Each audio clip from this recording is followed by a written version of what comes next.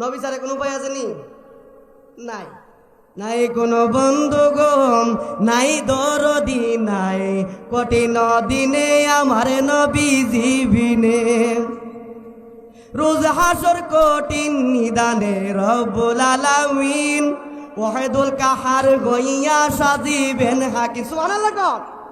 রোজ হাসর কঠিন নিদানে রব্বুল আলামিন ওয়াহিদুল কাহার গইয়া সাজিবেন হাকিম। সেদিন থাকিবে না দয়া মায়া স্নেহ মমতাম, সেদিন কেউ হবে না কারো জন্য যাবি নদাতায়াম। হাই হাই হাহাকারে পয়রা যাবে দনিম, পিপাসায় ফাটিবে ছাতি মগজ গলে পানি। কান্দিতে থাকিবে সেদিন আদমের আওলাদ, কান্দিয়া জমাইবে তারা তাদের ফরিয়াদ। কান্দিয়া যাইবে তারা আদম রই যেখানে, আদমেরও কাছে যাবে মুক্তির কারণে।